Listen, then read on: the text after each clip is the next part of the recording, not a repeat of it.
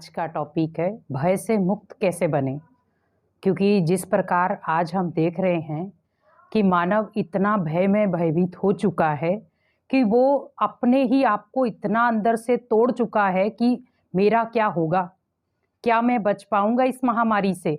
तो आप ये सोचिए कि जब मेरे अंदर ये नेगेटिव संकल्पों का प्रभाव आएगा, भय भय आएगा, तो ऑटोमेटिकली मुझे कोई नहीं बचा सकता। क्योंकि आज भय ही है जो मानव को अंदर ही अंदर खोखला करता जा रहा है। अंदर ही अंदर हम अपने आप को मारते जा रहे हैं। बीमारी तो हमें बाद में मारेगी, लेकिन भय जो है वो हमें पहले ही खत्म कर देता है।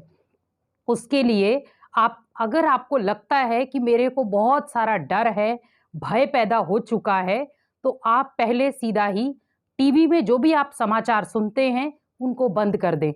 क्योंकि जितना आप उनको सुनेंगे, आपके अंदर वो खौफनाक दर्द कहें, खौफनाक भय कहें, ये सब उत्पन्न होगा। उसके लिए आप कुछ प्राणायाम करें, कुछ योग अभ्यास करें, भोजन के ऊपर विशेष अटेंशन दें कि मैं जो भोजन कर रहा हूँ वो भोजन किस प्रकार से कर रहा हूँ मैं।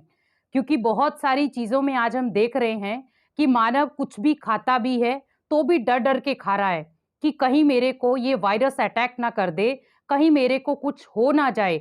या कई बार हम इस भय में भी जीते हैं कि मान लो अगर मैं बाहर भी गया तो भय के कारण कहीं वायरस मेरे को ना छू जाए। आप एक चीज हमेशा याद रखें कि आप अपनी सुरक्षा खुद कर सकते हैं। आपको पता है कि मुझे अगर भय है, उस भय का निवारण भी है। क्योंकि अगर मान लो मैं अगर भय से ही जीता रहा तो मैं जी नहीं पाऊंगा ज्यादा समय तक। लेकिन अगर मुझे भय को तोड़ना है तो उस भय को तोड़ने के लिए अपनी स्थिति को पहले शक्तिशाली बनाना होगा। और उसके लिए विशेष है, आप जितना हो सके उतना जो आप फेक न्यूज सुनते हैं उससे परे रहें। दूसरा है, आपको लगता है कि ये न्यूज जो है वो बहुत ज्यादा मुझे डर पैदा कर रही है, ये नहीं है कि आप न्यूज ना सुने, लेकिन हद से ज्यादा ना सुने। आज हम व्यक्ति बिल्कुल फ्री हो गए, काम धंधे बंद हो गए, हम घर पे जाकर के सीधा न्यूज चलाते हैं क्या हो रहा है दुनिया में। दुनिया में तो जो हो रहा है वो हो ही रहा है, लेकिन हम ये भूल जाते हैं कि उस चीज को देखने के कारण मेरे मन में क्या प्रभाव पड़ रहा है, मेरे अंदर क्या हो रहा है। तो उसके लिए विशेष आप अपने परिवार के साथ बहुत हंसी खुशी वाला माहौल बनाएं। दूसरा, भोजन के ऊपर अटेंशन रखें। तीसरा, अपनी दिनचर्या में कुछ ऐसे कार्य करें जिससे आपका मन खुश हो। जिसके लिए आप सुबह उठ के प्राणायाम करें, कुछ रामायण गीता जो भी आप जिस भी आप धर्म को मानते हैं वो शास्त्र पढ़े, कुछ अच्छी अच्छी किताबें पढ़े, कुछ अच्छे अच्छे वीडियोस देखें, जो भी आपको लगता है कि ये दिल को सुकून देने वाले हैं। लेकिन आप जितना इन चीजों से बचेंगे उतना ही आप अपने परिवार की सुरक्षा कर पाएंगे। अगर आपके सामने कोई ऐसा व्यक्ति भी आता है जो बार बार आपसे बहुत सारी ऐसी बातें कर रहा है जिसके कारण आपके अंदर डर बैठ रहा है, भय बैठ रहा है, तो आप सतर्क होकर के उन बातों को सीधा ही किनारा कर दें। क्योंकि व्यक्ति के अंदर जो पोजीशन है वो सबसे बड़ी इस समय भय की ही है। क्योंकि भय ही आज दर्दनाक मौत का कारण बन रहा है।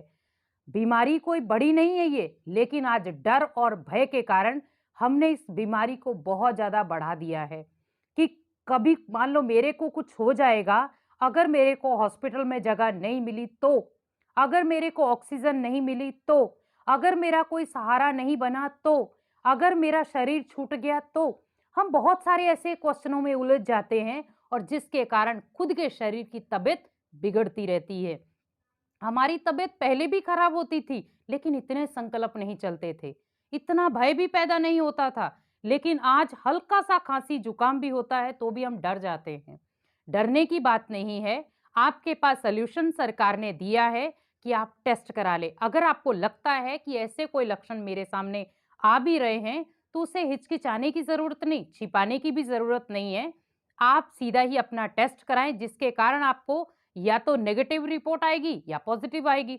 तो उसका निवारण आपके पास है कि आप घर पे अपने आप को सुरक्षित कर सकते हैं, जिसके कारण आपका एक छोटा सा कदम आपके पूरे परिवार को बचा सकता है।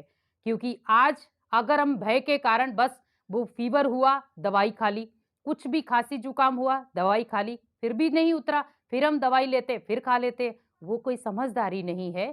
क्योंकि आप किसी परिवार की सुरक्षा के लिए, अपने परिवार की सुरक्षा के लिए आप यही सोचें कि मैं परिवार का मेन लीडर हूं। अगर मैं ये अनदेखी करूंगा तो मेरा परिवार उस अनदेखी का पूरा खमियाजा भुगतेगा। इसीलिए इन चीज़ों से सतर्क रहें, भय में ना आएँ, डर में ना आएँ। और अगर आपको कारणवश कहीं भय और डर लगता भी है, तो आप कुछ क्षण के लिए भगवान की डीपली याद में चले जाएँ, जिसके कारण ही आप उस डर और भय से जीत पा सकते हैं। ओम शांति।